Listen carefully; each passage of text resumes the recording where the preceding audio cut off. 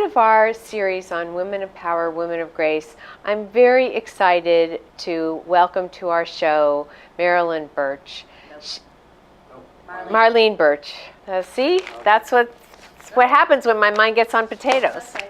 Don't All right. potato birch either. All right. Okay, here we go. Well, I got the tree right. In 4, 3, 2. As part of our series on Women of Power, Women of Grace, I'm really excited to welcome to our show Marleen Burch. She is an extraordinary woman who's overcome many obstacles to achieve, in my opinion, great success in her life. And she really understands the key of what it takes to become a resilient person and to turn lemon into lemonades. And I'm really proud to welcome Marleen. Welcome to our show. Hi, thank you for having me. So when you were a kid, you didn't have the normal youth that most kids had. No, I didn't. I was born with a birth defect of polydactyly, which is 8 digits on each hand and 6 toes on each foot. And that caused a little bit of difficulty, some teasing, a little bit of embarrassment. My mother would always keep me covered. A lot of my family didn't even see me for a while. So it was kind of very rare. My mother was from a family of 14. My dad was from a family of 9. And I was an only child. So it was And you were very the different. only one in your family? I was the only one, yes, and Wow. still am on the family side. Huh. Once I started having children, my daughter had the same problem, but with technology and everything, her problem was taken care of right away, and is much improved. Wow. So. And you were a product of a working mom, which Yes, was I was. Yes. which was extraordinary at that time. Yes. My parents owned their own business and worked very long hours. And when I would come home from school, I would give my mother a call, and she would tell me how to start dinner. So I would give her a call, and she'd say, okay, now start peeling the potatoes and call me back. And then I'd do that, and she'd say, okay, now peel the carrots and call me back. And pretty soon, the roast would be cooking, and they'd come home from work and dinner would be ready, and we'd all sit down as a family and eat, and the smell was wonderful, and that's where my love of food started. So you started cooking from an early I age. certainly did. So what were your favorite things as a kid to make? Oh, I would do soups and stews, things that were easy, spaghetti sauces. Wow. Things that you could teach a child to do. Wow. Yeah. My kids don't know how to boil water. Well, I taught my children, and that's one thing I wanted to make sure that they knew how to cook as well. So I have a son and a daughter, and both of them are excellent cooks as well. Wow. Yeah. Well, I should take it back. My kids know how to cook a little bit, but I would not say they're experts in the kitchen and making dinners, fancy dinners for. Yeah. But you never know how life turns out, right? That's right. Because That's right. it gave you independence and skills and a love of food. That's right. But on the other hand, it made you different from the other kids. That's right. That's right. And Now, as my daughter got a little older, when she was 4, I had another traumatic experience with her, and that she had a spider bite, which caused a cerebral hemorrhage. oh my God. And she became paralyzed on her left side. And to this day, she still has some paralysis. And so that became another problem for her when she went to school. Kids would definitely tease her. Kids are so cruel and so mean. They would call her E.T. and Gimpy and, just horrible things. And now that she's an adult, she gets along rather well. I mean, she's learned how to compensate. And looking at her, you would never know she had any problems because she's so smooth with her walking. But she has to wear shoes to this day that have laces or ties. She can't wear thongs or slippers like you and I can. But she too is an excellent cook. And I did the same thing that my mother did with me, taught her how to work right next to me in the kitchen, peel the potato, do this, starting with small things. But I remember putting her in a wheelchair and carrying her out to the car, putting her in the car, taking her to the babysitter, taking her out of the car seat, putting her back in the wheelchair, taking her into the daycare or the, day provider. Everything had to do with that wheelchair. And one of my loves in life is giving back. And my parents were very philanthropic as well. And that's something that they taught me. And I am a past president of Rotary. And one of our big charities when I was president was to give away wheelchairs. And to date, we've given away almost 600 wheelchairs to the poor.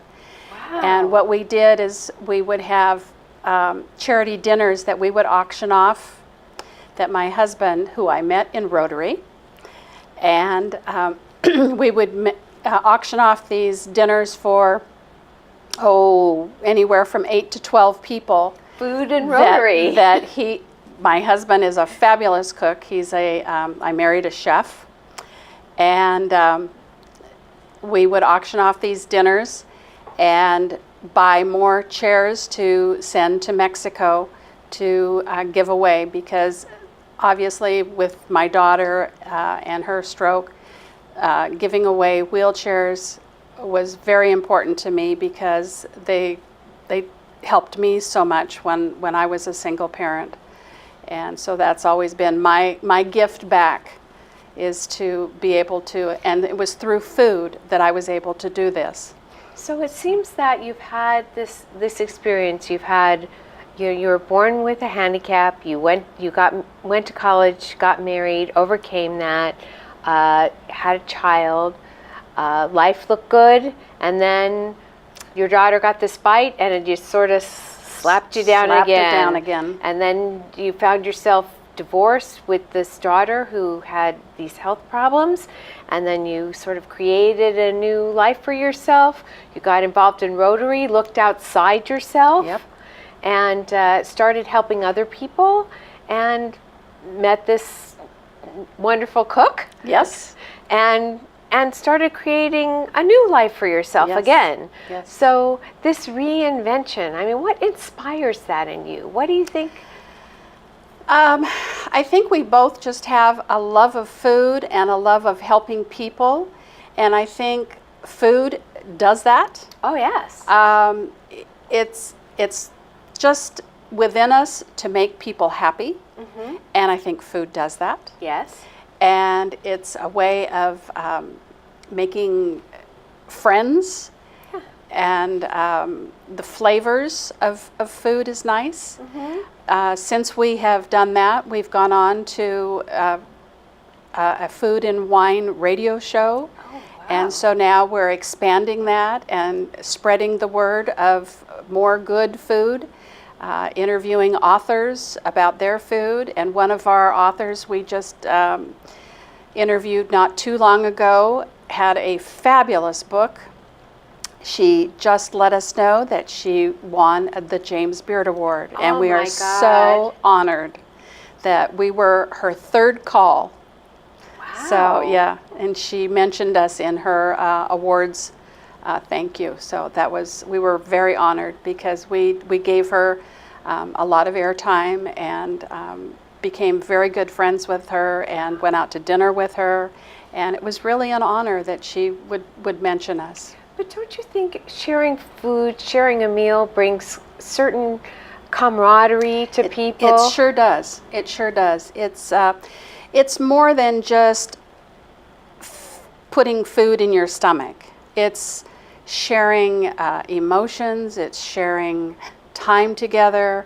It's not just the meal. It's friendship And fellowship. and fellowship.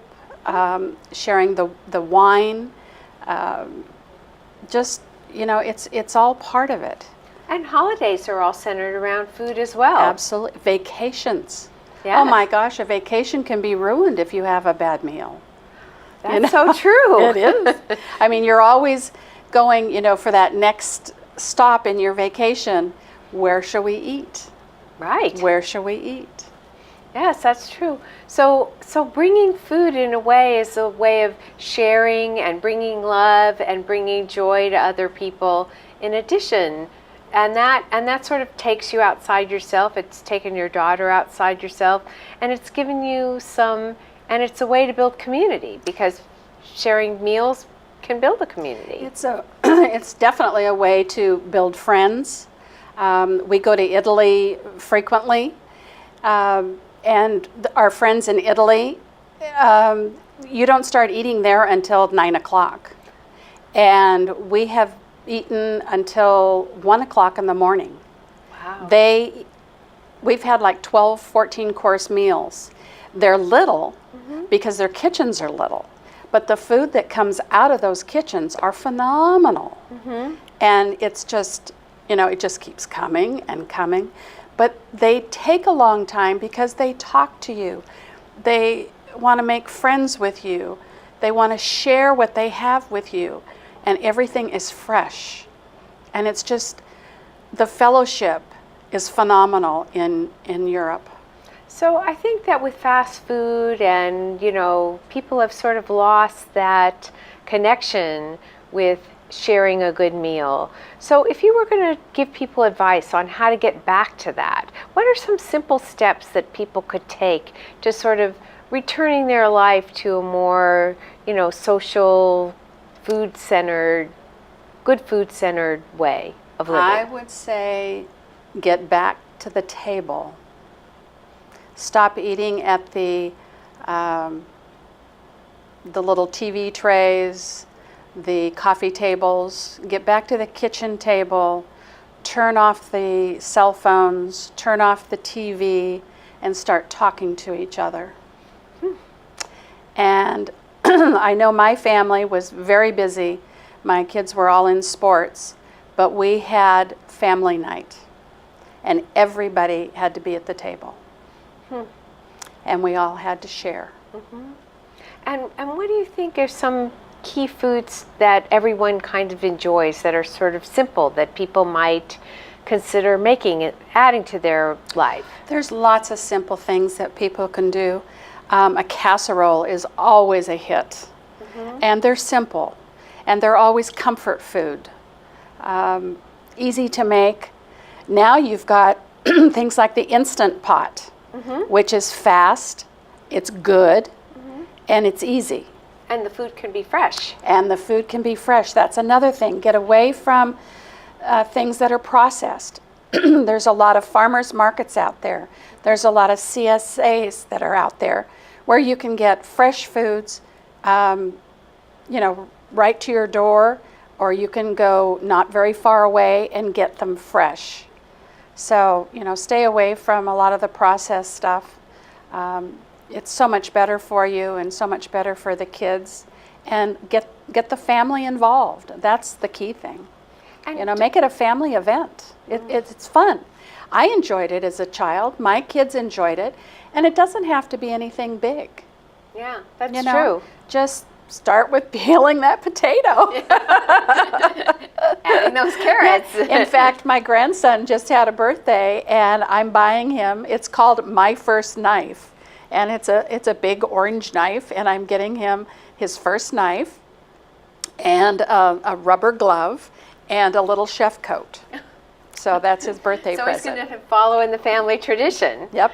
But that's the thing, is that it sounds like cooking is a way of sharing and giving is a way of sharing. Exactly. And it takes you outside of yourself. Yeah. So, and Rotary is a very interesting organization because they are it's very core to the values of sharing. Absolutely. Absolutely. And don't you feel that sharing allows people to change the focus away from themselves and what's going on definitely. negatively in their life? Definitely. Definitely. being an only child, Rotary was actually my family. And I became very involved. And so giving back was just second nature to me. Yeah. Wow. Yeah. I nothing made me happier than to give a wheelchair to someone who really, really needed it. The wheelchairs that we gave away are not like the ones we have here in the States. They were made with mountain bike tires with big tubes that the seats and the structure was actually made of. And my husband actually negotiated a special price from them. And the organization that made them was also a handicap organization that was a private group. And so they were benefiting. And the reason for that was that the parts could be replaced very easily. It was made for their terrain. So, it didn't have these little skinny tires like our kids are riding around here. It was made for their terrain to go over rough Not holes. paved sidewalks, Exactly, but exactly. rocky Rocks terrain and dirt and chuck holes and things like that. And there were different sizes. For little kids, we had little tiny ones to very large people. And a couple we had to have specially made because there were a couple children that we went out and visited that were had some special disease that they were in a kind of a reclining type situation.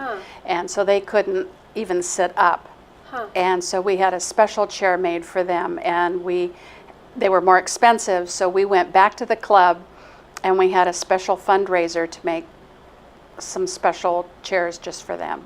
So Wow. that really touched me. Yeah, I can see. Yeah. So if people want to get involved and, maybe Rotary isn't an option for them, how do you suggest they start? One foot in front of the other. What are some recommendations you made? People going outside themselves, either to get involved in cooking, maybe a Meal on Wheels or something like that. There's lots of organizations out there that need help. There's so many. Meals on Wheels is a fabulous organization. They could always use help. Alzheimer's organization can always use help. And that's another, my mother had Alzheimer's. I took care of her for 5 years on my own. And that's tough. That's real tough. And my husband and I cook every single night for his mother, who's 90. We don't let her cook anymore.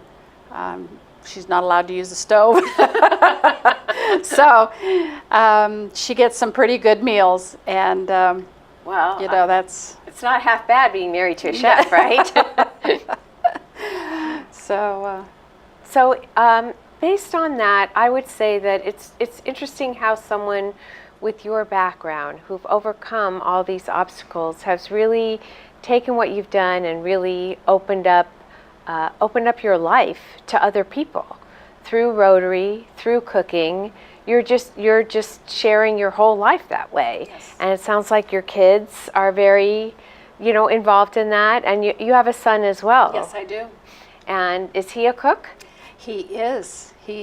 And I wanted to make sure that he knew how to cook. I did not want my kids going off to college, not knowing how to feed themselves. He's actually a captain with CAL FIRE, and he transferred from a couple different stations, and they always hated to see him go because he was such a good cook. But he's now looking to promote to another level. But yeah, he does a lot of cooking at the station, and they love him to death. I think the lesson that we've learned from this, and the women of power and grace that we've met, is through this series, is that it's not always about you. You have opportunities in your life, even though things aren't going the way you might like them to go. And you can take advantage of opportunities outside you. You can make your own opportunities to improve your life. There's a lot of things that you can do that are simple, like cooking or maybe cooking for someone who can't cook for themselves, or maybe getting involved in a charity, maybe doing something for someone, taking a meal to someone, running an errand for someone. There are so many opportunities that you can do that would mean so much to someone else and would add grace to your life. So remember, when you're thinking about your own, what's going on in your own life, there are always someone who could really use your help, and helping them, doing something for them, it's up to you. This is Minda Wilson.